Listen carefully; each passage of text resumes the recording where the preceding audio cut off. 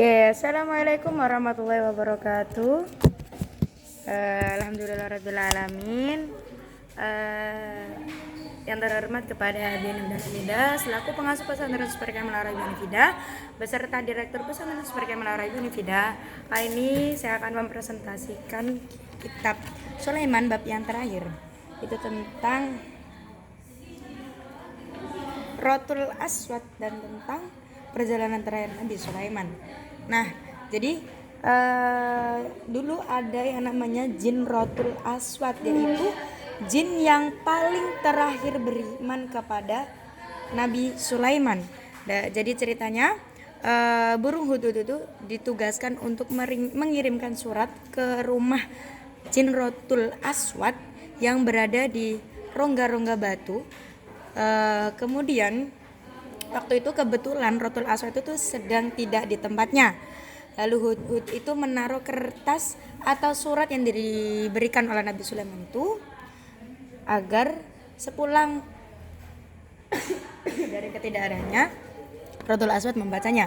Kemudian setelah Rotul Aswad membacanya, Rotul pun keluar dengan membawa golok seraya ingin menentang Nabi Sulaiman dan tidak ingin beriman kepada Allah.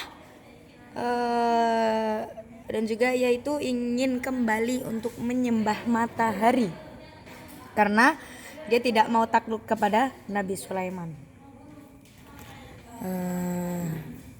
Setelah di dalam perjalanan ketika Rotul Aswad itu ingin membunuh Nabi Sulaiman, dua malaikat yang menjaga pun membawa rantai dari neraka kemudian melilit Rotul Aswad dengan rantai tersebut.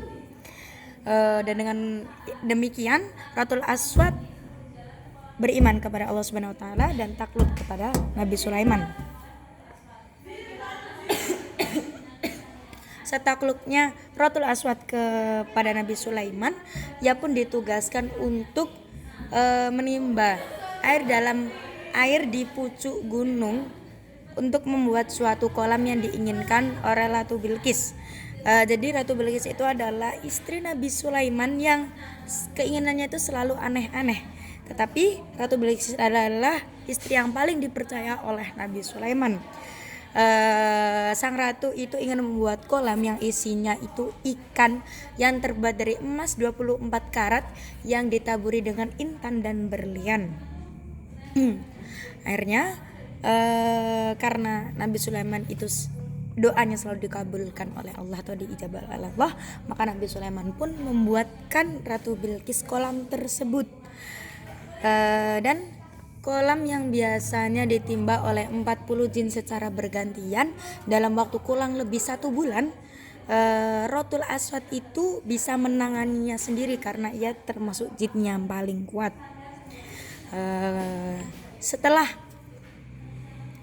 ia menimba, tidak sengaja Ratu Bilqis itu lewat di hadapan Rotul Aswad dan Rotul pun terpukau akan kecantikan Ratu Bilqis dan meminta Nabi Sulaiman untuk menikahinya. Jadi Rotul ingin menikahi Ratu Bilqis. Tetapi setelah Nabi Sulaiman berkata bahwa itu istrinya, maka Rotul pun sangat marah dan tidak percaya akan perkataan Nabi Sulaiman, lalu ingin membunuh. Ketika tangan Rotul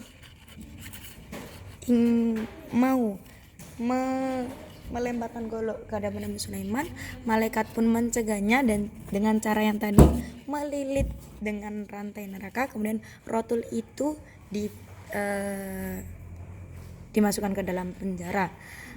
Semula Rotul itu menghancurkan besi-besi penjara, tetapi setelah distempel dengan cincin Nabi Sulaiman, maka penjara itu pun aman. Nah,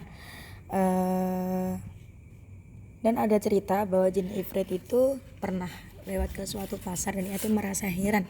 Ia menengadah ke atas langit dan kemudian melihat manusia di sekitar. Ketika ditanya oleh Nabi Sulaiman, "Wahai jin, apa yang kau herankan?" Jin Ifrit menjawab, "Aku heran karena betapa cepatnya mereka para malaikat yang di atas itu mencatat segala aktivitas manusia, dan malaikat yang ada di bawah atau di antara manusia itu sangat cepat mendetekannya. Maka dari itu jin Ifrit itu sangat merasa heran. Kemudian ketika Nabi Sulaiman kehilangan Nabi Daud, beliau itu sangat bersedih dan berakhir diberoleh 2 malaikat.